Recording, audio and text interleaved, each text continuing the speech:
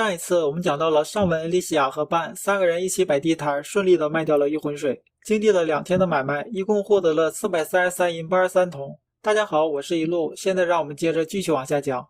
最后的最大买家是一个贵族，相信他一定很想知道御魂水的来源，所以尚文他们对日后的行动一定要更加的小心谨慎。贵族为了知道御魂水的来源，派人来抓尚文他们也不是不可能的事情。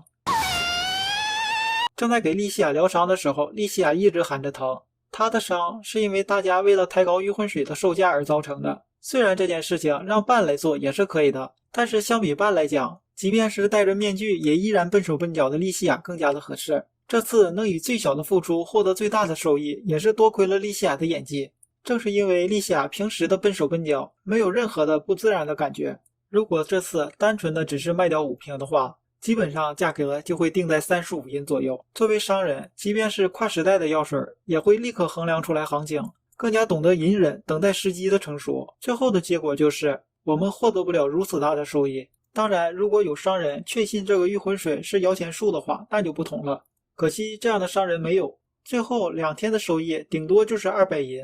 大家之所以在这里卖御魂水，是为了赶紧离开伴所说的这个关系不好的国家。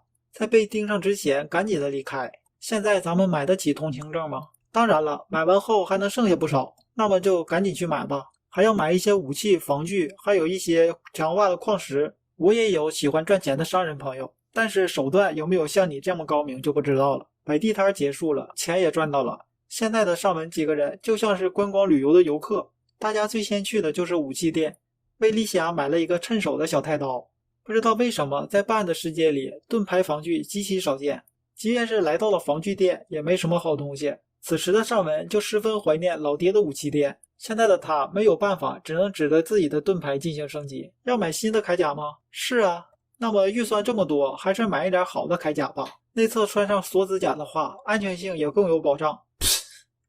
突然怎么了？我说了什么让你不快的事情吗？看到了尚文的表情，伴一脸吃惊的样子。伴根本就不知道过去在尚文身上发生了什么。不，我只是非常忌讳锁子甲。啊，是吗？真的是好奇怪的逆鳞呢。话说这里是防具店吗？为什么会有服装或者外套什么的？也许是被魔法特殊加工过的东西。伴那件老旧的外套也是，素雅的感觉是很好，但尚文真的是怀疑是否有防具的功能。嘿嘿，你要不要去看看？听到这话的尚文上前查看了一番，看似普普通通的外套竟然有如此高的防御力，确实让尚文吃了一惊。难怪伴那么喜欢穿外套，看来世界的不同导致装备的形态也不同。从自己所在世界观来看，尚文并不喜欢穿衣服或者是外套，再加上价钱的问题，尚文还是选择了轻铠。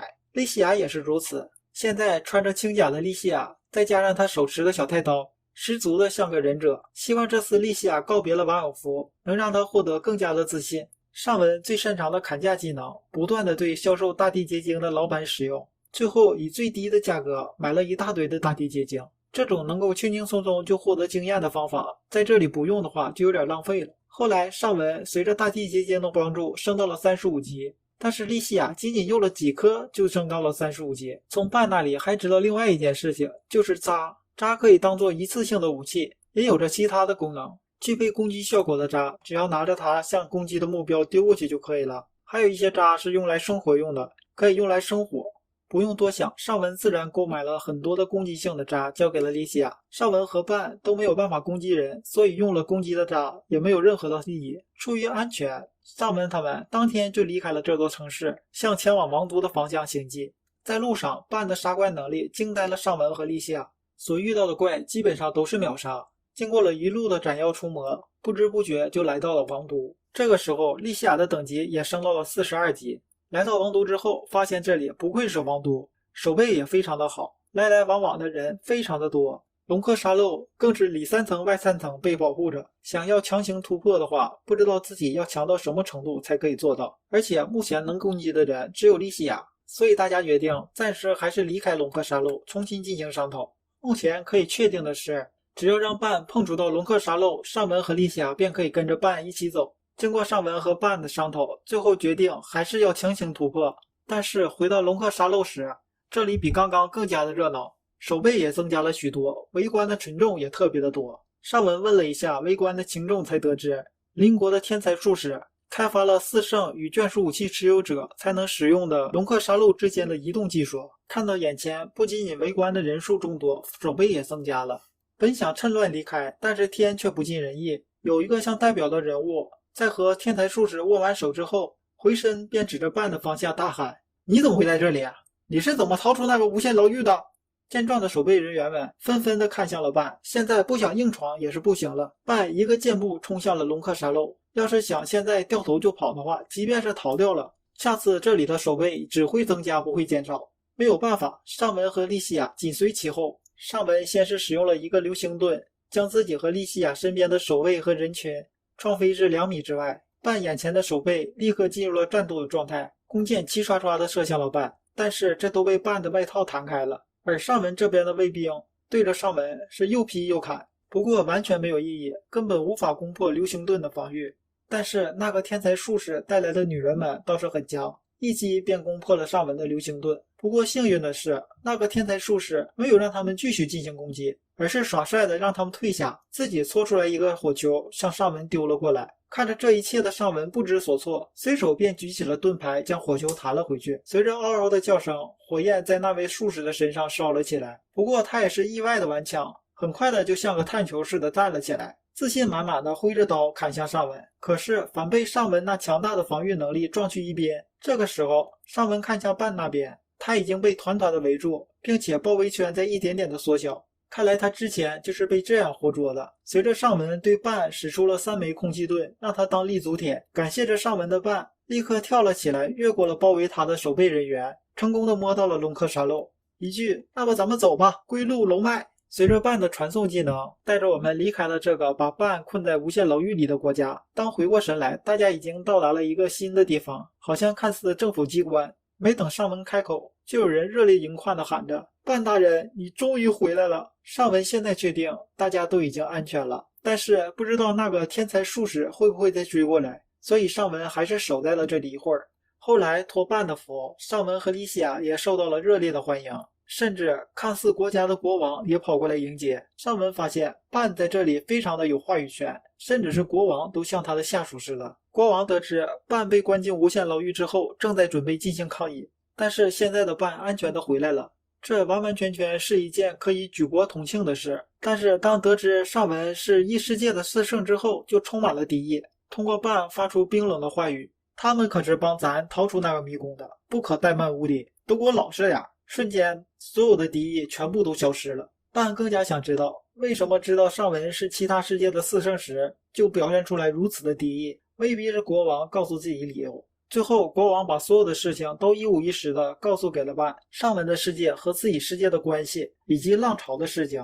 从文献上得知，4圣如同一个世界的栋梁，面对浪潮，4圣缺一不可，否则浪潮就会加剧。如果对方的4圣不在，则必属无疑遭到毁灭，赢的世界则可以延命。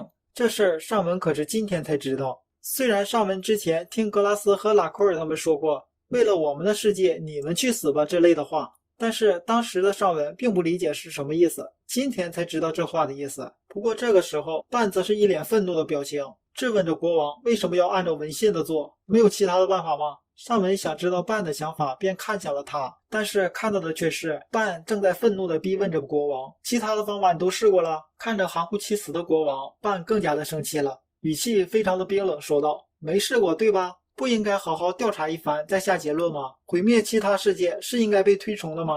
你不会是把咱攻击不了人的事情也给忘记了吧？”国王立刻解释道：“4圣是守护世界的关键，而杀其他世界的4圣是眷属武器持有者的关键。”听到这里，上文也明白了，那么自己那边的七星勇者应该也就是和这里的眷属武器持有者一样的存在。4圣无法进入到其他的世界，应该也是这个原因。而自己来到这个世界，则是因为于姨为自己开启了一个例外处理。